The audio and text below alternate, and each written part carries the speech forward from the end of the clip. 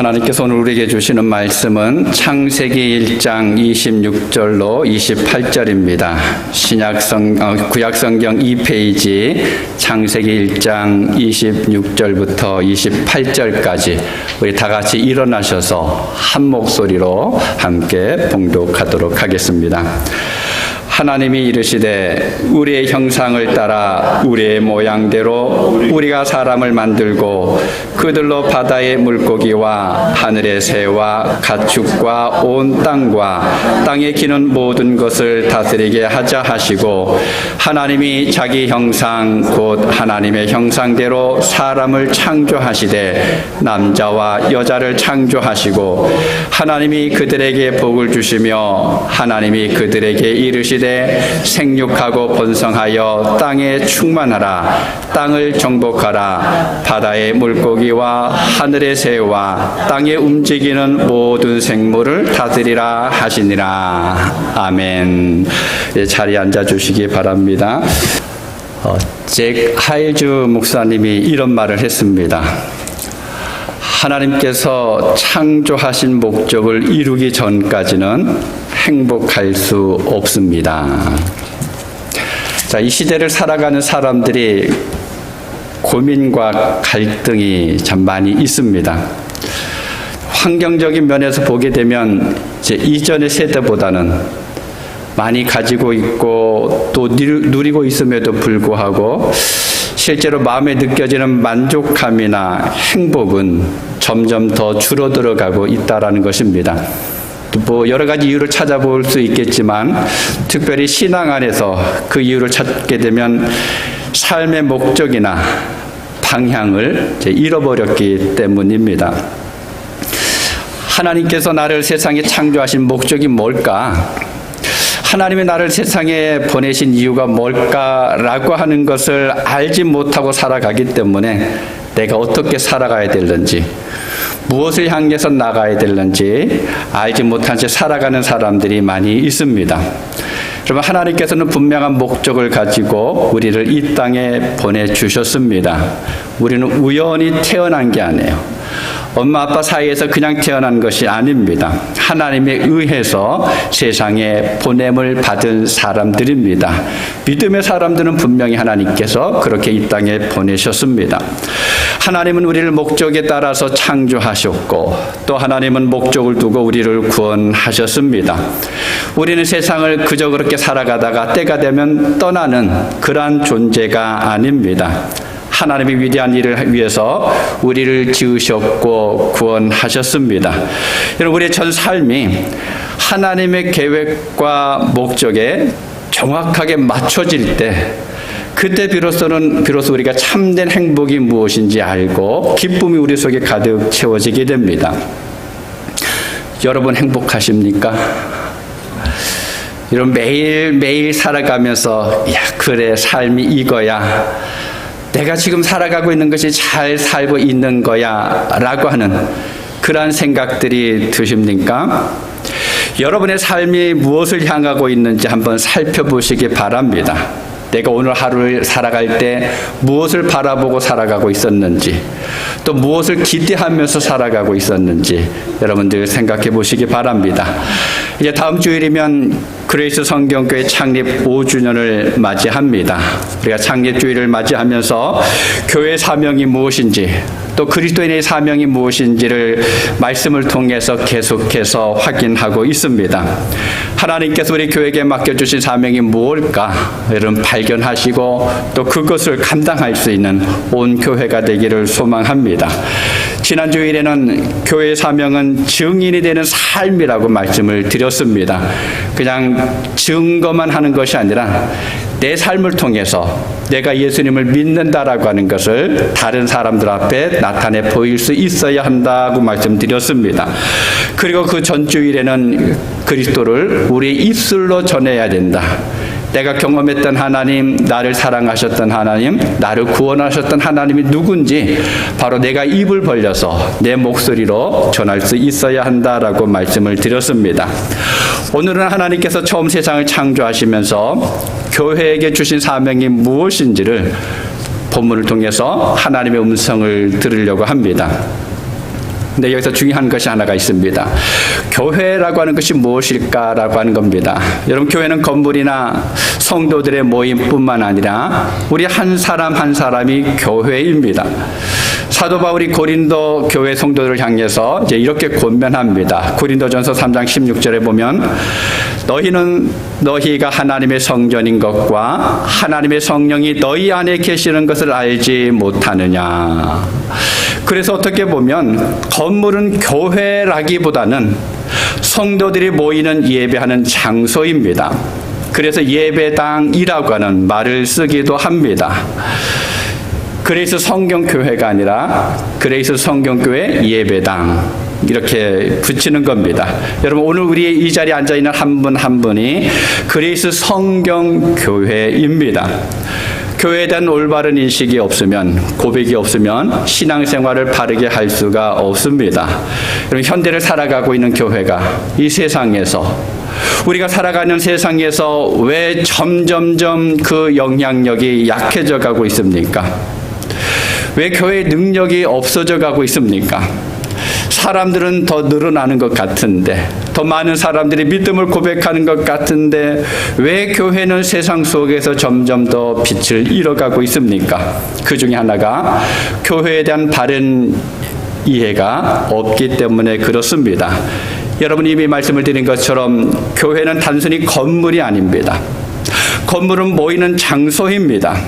주님께서 말씀하시는 교회는 삼위일체 하나님에 대해서 같은 신앙을 고백하는 사람들의 공동체, 믿음을 고백하는 사람들의 모임을 말합니다. 다시 말하면 하나님께서 세상에서 구별하여서 불러낸 사람들의 공동체입니다. 하나님의 공동체입니다. 그뿐만 아니라 예수 그리스도를 구주로 믿는 여러분 한 분 한 분이 교회입니다. 내가 교회입니다. 여러분, 장로님 한 분 한 분이 교회이고 우리 권사님, 집사님 모두 성도 한 분 한 분이 교회입니다. 우리 아이들도 그 속에 그리스도와 함께 있다 그러면 또 이 아이도 하나의 교회가 될 수가 있습니다. 여러분, 사도 바울이 고린도 교회 성도들에게 하는 말이 이겁니다. 너희 각 사람이 교회다. 너희 모든 사람이 교회다라고 이야기해 주고 있습니다. 여러분, 그런 의미에서 보면 성도의 모임이, 성도의 만남이 교회입니다. 그래서 우리는 교회에 가는 게 아닙니다. 우리 교회 가자라고 이야기하는데 그 교회에 가는 것이 아니라 우리의 모임이 교회를 이루는 것입니다. 우리가 모였을 때 비로소 그것이 교회가 되는 것입니다. 그리고 모이는 예배가 끝난 후에 삶의 현장으로 흩어질 때는 개별적으로 흩어지는 것이 아니라 교회로 흩어지는 것입니다. 내가 살아가는 삶의 현장에서 교회의 모습을 나타내 보여주기 위해서 예배하면서 하나님의 은혜를 누리고 말씀을 붙들고 살아가기 위해서 우리 삶의 현장으로 나가는 것입니다. 여러분, 이것이 중요한 원리입니다. 이 원리에 충실하지 않은 교회는 부패하기 쉽습니다. 건물에 치중하거나 아니면 은행 창고에 얼마나 있느냐라는 것에 치중하다 보면 분열이 일어나고 싸움이 발생하기도 하고 부패하게 됩니다. 여러분, 교회는 모여서 예배하는 교회인 동시에 삶으로 흩어지는 그러한 교회가 되어야 합니다. 그러면 삶에서 영향력이 나타납니다. 교회는 세상에 놀라운 일들을 보여줄 수 있습니다. 오늘 우리가 함께 읽은 본문은 교회가 어떠해야 하는지를 보여주는 말씀입니다. 하나님께서 교회들에게 주신 명령입니다. 이 명령은 인간이 범죄하기 전에, 아니 더 정확하게 이야기하면 하나님께서 세상을 창조하시면서 주신 명령입니다. 그래서 창조 명령이다라고 이야기하기도 하고 문화 명령이라고 부르기도 합니다. 이 본문을 통해서 하나님께서 우리에게 주시는 말씀이 네 가지가 있습니다.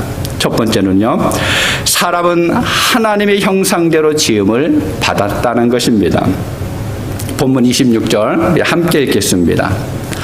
하나님이 이르시되 우리의 형상을 따라 우리의 모양대로 우리가 사람을 만들고 그들로 바다의 물고기와 하늘의 새와 가축과 온 땅과 땅에 기는 모든 것을 다스리게 하자 하시고. 여러분, 사람과 동물이 본질적으로 다른 것이 무엇인지 아세요? 사람이 왜 위대한 존재입니까? 언어가 있기 때문에 그렇습니까? 지식이 있기 때문에 그럴까요? 물론 이것도 중요한 이유입니다. 그런데 그것보다 더 중요한 것이 있습니다. 그게 뭔가요? 바로 사람은 하나님의 형상대로 지음을 받았기 때문에 그렇습니다. 여러분, 모든 피조물은 하나님의 말씀으로 각양의 모양대로 지어졌습니다. 그런데 하나님께서 사람은 어떻게 지으셨습니까? 흙을 손으로 빚으면서 만드셨습니다. 그리고 그 코에 생기를 불어넣으셨다라고 말씀합니다. 하나님께서 이 사람을 만드시면서 그냥 손이 가는 대로 만들질 않았죠. 어떻게 만드셨습니까? 하나님의 형상을 따라 하나님의 모양대로 지으셨다라고 말씀하고 있습니다. 여러분, 옆에 앉아 계신 분들 얼굴 한번 잠시 보시기 바랍니다. 왜 안 보셔요? 빨리 보시기 바랍니다. 대충 보지 마시고 한 2초 이상씩 뚫어지게 한번 쳐다보시기 바랍니다. 쑥스러우신가요? 여러분 어떻습니까? 얼굴 모양에서 하나님의 형상이 보이시나요? 보이시는 분은 정말 대단하신 분입니다. 안 보입니다. 아무리 쳐다봐도 그 얼굴 속에서 하나님의 형상이 보이지 않습니다. 그게 정상이에요. 왜 나만 안 보이지 하는 게 아니라 대부분 보이지 않습니다.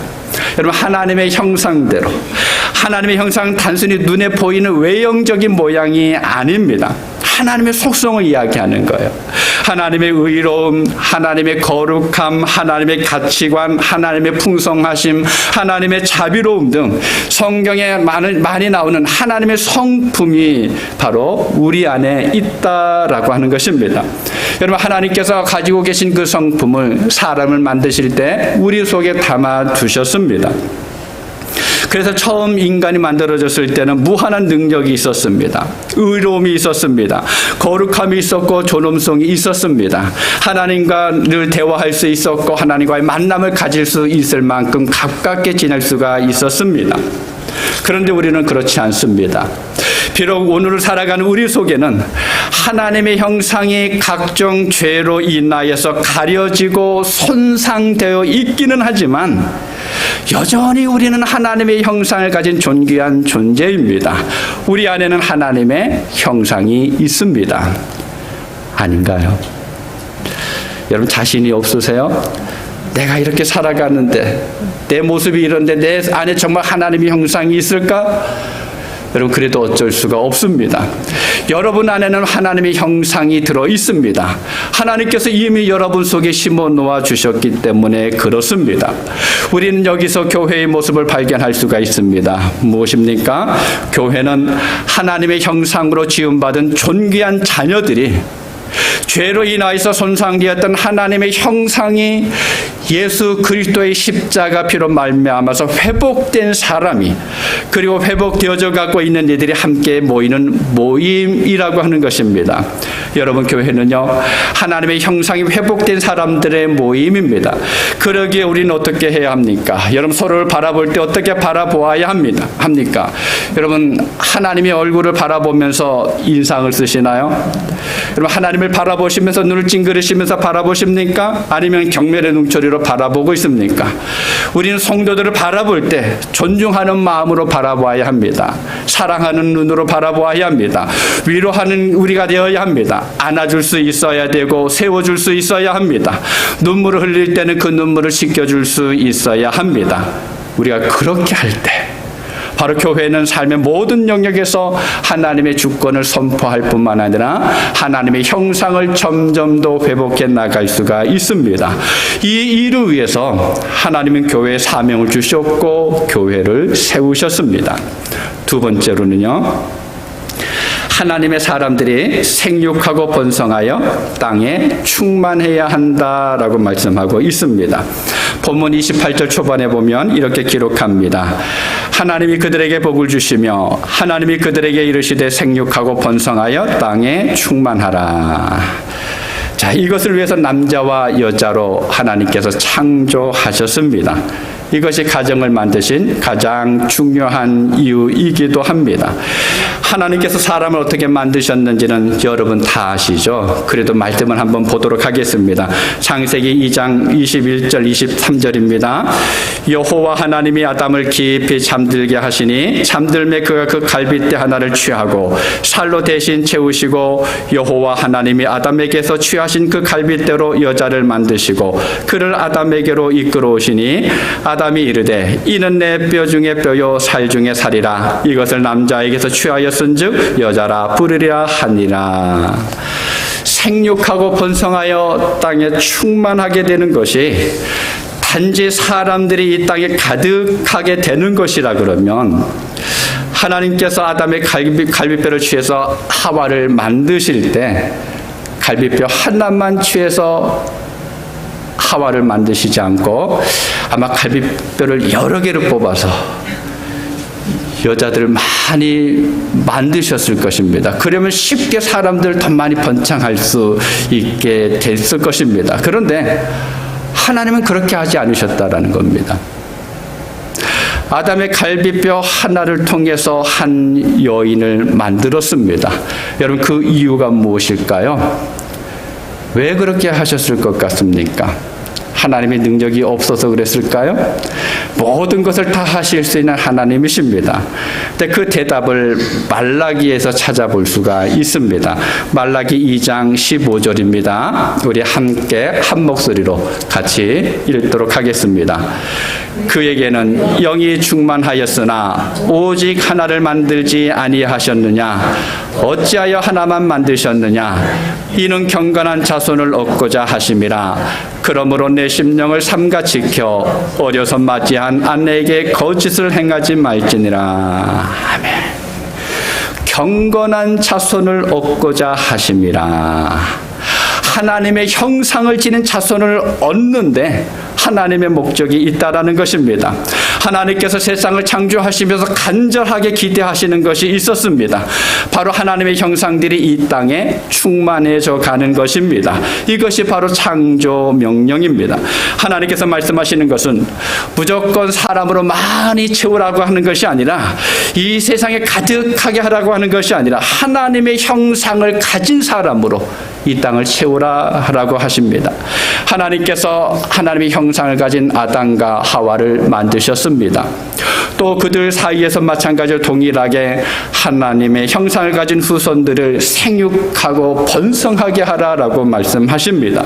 여러분 이 세상에 하나님을 섬기는 하나님의 백성으로 가득 채우라는 명령입니다. 경건한 하나님의 백성들로 충만하게 하는 것입니다. 교회는 이 일을 해야 합니다.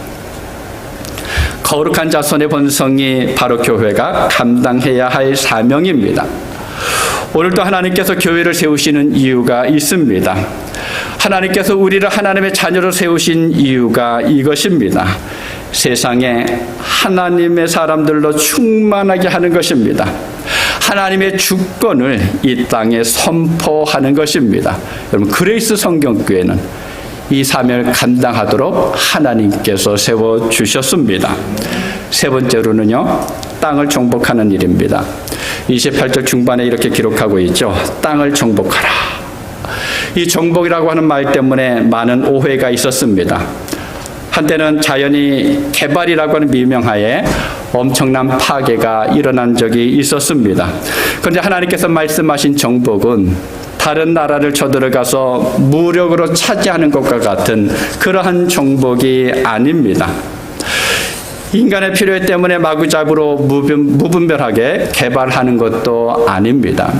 여러분 하나님이 말씀하신 정복은 하나님의 계획하심을 이루어가는 것입니다.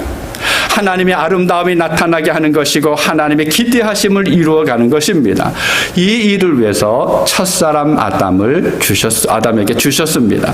여러분 그래서 아담이 해야 할 일은 에덴 동산에 있으면서 그 동산을 가꾸어 나가는 것입니다. 성경에 보면 가꾸지 않은 에덴 동산의 모습을 잠깐 기록합니다. 하나님이 그 땅에 비를 내리지 않으시니까 들에는 초목도 없었고 그리고 밭에는 채소가 나지 아니했고 안개만 땅에서 올라와서 온 지면을 적셨다라고 기록하고 있습니다. 하나님께서는 그 동산을 그대로 버려두기를 원하지 않으셨습니다. 아름답게 가꾸기를 원하셨습니다. 그래서 사람을 만들고 가꾸는 일을 맡기신 것입니다. 창세기 2장 19절 20절을 보시기 바랍니다. 우리 두 절을 함께 읽겠습니다. 여호와 하나님이 흙으로 각종 들짐승과 공중의 각종 새를 지으시고 아담이 무엇이라고 부르나 보시려고 그것들을 그에게로 이끌어 가시니 아담이 각 생물을 부르는 것이 곧 그 이름이 되었더라.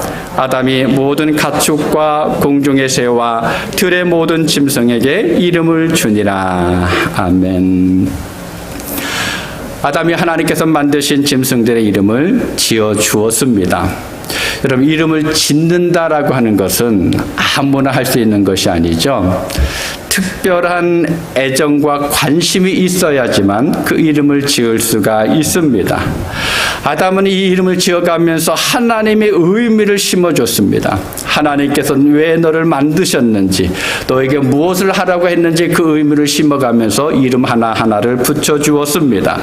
하나님은 이 일을 사람에게 시킨 것입니다. 여러분, 아름다운 개발자가 되라는 것입니다. 이것이 하나님의 사람이 하는 일입니다. 또한 교회가 해야 할 일입니다. 하나님의 아름다움을 만들어가는 것입니다. 이것이 우리 가정이어야 하고 우리 직장이어야 하고 우리가 만나는 사람들과의 관계여야 합니다. 교회는 정복자가 아닙니다. 억지로 뭔가 만들어가는 것이 아닙니다. 교회는 오히려 회복자입니다. 이 회복을 위해서 하나님은 우리를 부르시고 오늘도 교회를 이루어 가시고 있습니다. 바로 여기에 하나님의 주권이 선포되어집니다. 마지막 네 번째로는요, 모든 것을 다스리는 것입니다. 본문 28절을 다시 한번 함께 읽도록 하겠습니다. 하나님이 그들에게 복을 주시며 하나님이 그들에게 이르시되 생육하고 번성하여 땅에 충만하라. 땅을 정복하라. 바다의 물고기와 하늘의 새와 땅에 움직이는 모든 생물을 다스리라 하시니라. 아멘.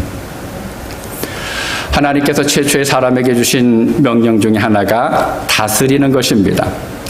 하나님께서 사람을 만드시고 에덴 동산에서 하신 일은 에덴 동산을 다스리는 것입니다. 창세기 2장 15절에 보면 여호와 하나님이 그 사람을 이끌어 에덴 동산에 두어 그것을 경작하며 지키게 하시고, 킹제임스 성경에 보니까 이렇게 번역이 되어 있습니다. 주 하나님께서 그 사람을 데려다가 에덴의 동산에 두시고 그것을 관리하고 지키게 하시더라. 옷을 입히는 것처럼 세밀하게 살펴보고 만져주면서 관리해야 합니다. 여러분, 오늘 교회에 올 때 옷을 아무거나 입고 오셨습니까? 그냥 제일 앞에 있는 걸 입으셨나요? 아니죠. 뭐가 좋을까? 하나하나 아마 옷장을 만지면서 그 옷을 골라서 입으셨을 겁니다. 옷을 입는데 그냥 걸치기만 한 건 아니죠. 옷 매무새가 어떻게 되는지 하나하나 만져봤을 것이고 단추도 채워보고 또 뭣도 달아보고 했을 것입니다. 바로 그렇게 관리해야 된다라는 것입니다. 근데 한 번만 그렇게 하는 것이 아니라 이것이 잘 유지되도록 해야 한다라고 하나님께서 말씀합니다.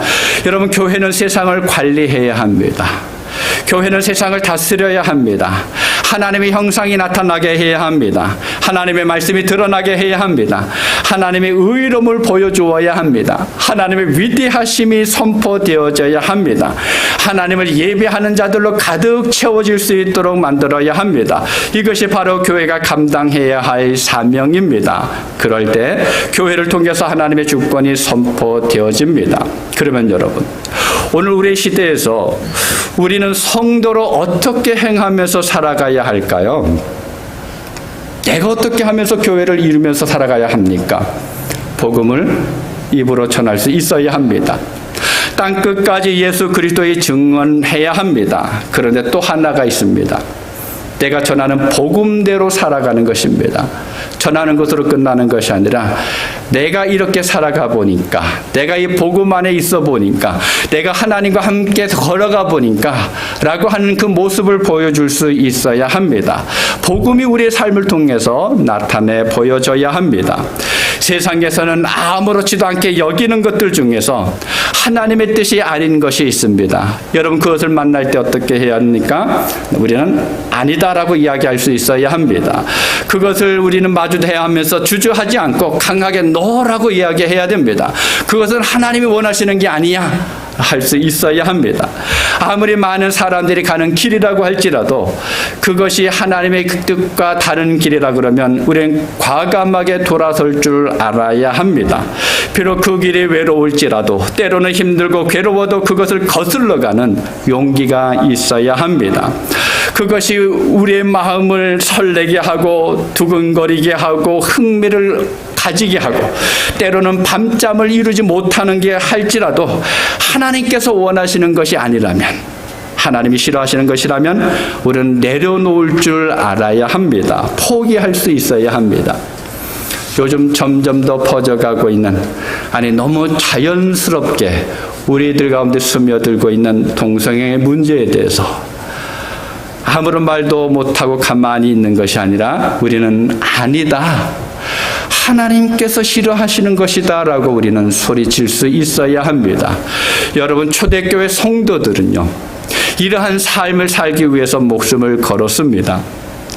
당시에 당연하게 여겨지는 것들, 우상에 가서 절하고 우상의 제물을 먹고 음행하는 것들이 당시 사람들에게는 아무것도 아니었습니다. 그런데 복음을 위해서는, 복음과 함께 한다 그러면 그러한 것들, 우상이나 음행을 버리면서 산 사람들이 바로 초대교회 사람들이고 그리스도인들입니다. 자신들과 다르다고 해서 이 초대교회 성도들은 핍박을 받았습니다. 쫓겨났고 외면을 당하고 죽임을 당하기도 했습니다. 그럼에도 불구하고 복음을 붙들고 그 길을 걸어갔습니다. 교회는 세상을 지키는 일을 감당해야 합니다. 이것이 교회의 사명입니다. 이를 통해서 삶의 모든 영역에서 하나님의 주권이 선포되어져야 합니다. 내가 살아가는 것이 아니라 하나님의 권능이 나와 함께하고 있음을 나타낼 수 있어야 합니다. 이 일을 위해서 하나님은 오늘 우리를 부르신 것입니다. 여러분, 영향력을 끼치는 것은요, 사람의 숫자가 많기 때문에 이루어지는 것이 아닙니다. 하나님 앞에서 사는 한 사람, 하나님의 사명을 붙들고 있는 그 한 사람의 모습에 달려있다라는 겁니다. 바로 그 사람을 통해서 하나님께서 일하시기 때문에 그렇습니다. 이러한 하나님의 일하심이 오늘 이 자리에 모인 그리스도 성경교회 여러분을 통해서 이루어지기를 소망합니다. 말씀을 마무리하도록 하겠습니다. 우리는 삶의 모든 영역에 있어서 하나님의 주권을 선포하는 삶을 살아가야 합니다. 이것이 그리스도인의 가치이고 교회의 사명입니다. 이것이 하나님께서 우리에게 주신 창조의 명령입니다. 우리 화면을 보면서 우리 함께 읽도록 하겠습니다. 첫째, 교회는 그리스도 안에서 하나님의 형상이 회복되는 사람들이며 그 모임입니다. 회복의 사명을 기억해야 합니다. 둘째, 하나님의 사람들이 땅에 충만하게 해야 합니다. 셋째, 하나님의 아름다움으로 땅을 정복하는 것입니다. 넷째, 교회는 보존하고 치유하는 것입니다. 이 일을 교회가 되는 우리에게, 또 저와 여러분에게 하나님께서 맡기신 사명입니다. 오늘 함께 예배하는 사랑하는 성도 여러분, 하나님의 교회되는 여러분의 삶을 통해서 이러한 놀라운 역사가 일어날 수 있기를 소망합니다. 내가 이 땅을 그냥 살아가는 것이 아니라 내 안에 하나님의 사명이 있다고, 내 안에 하나님께서 맡겨주신 글이 있다고 하는 것을 늘 기억하면서 주님 앞에 살아갈 수 있는 여러분 모두가 되실 수 있기를 주님의 이름으로 축복합니다. 기도하겠습니다. 아버지 하나님, 하나님께서 언제나 우리를 붙들어 주시고 인도하여 주셔서 감사합니다. 하나님께서 우리 안에 하나님의 형상을 심어 주셨습니다. 때로는 그것이 우리의 고집입니다. 우리의 삶 때문에 가려지기도 하고 때로는 흐려지기도 했지만, 그러나 결국에는 하나님께서 이 형상을 찾으시고 이 형상대로 살아갈 수 있도록 우리를 불러주셨습니다. 우리 사랑하는 그레이스 성경교회 모든 성도들이 하나님의 그 형상을 나타내는 삶을 살아갈 살아갈 수 있도록 도와주옵소서. 하나님의 아름다움을 늘 드러낼 수 있게 하여 주옵소서. 하나님께서 우리에게 맡겨주신 일들을 아름답게 가꾸어가며 주님의 복음을 드러내면서 많은 사람들과 함께 하나님 앞에 서게 하여 주시고 하나님의 영광을 드러내며 하나님의 나라를 이룰 수 있는 우리 모든 성도들 되게 하여 주시옵소서. 우리 모든 발걸음을 주님께 맡겨드리옵고 예수님의 이름으로 기도하옵나이다. 아멘.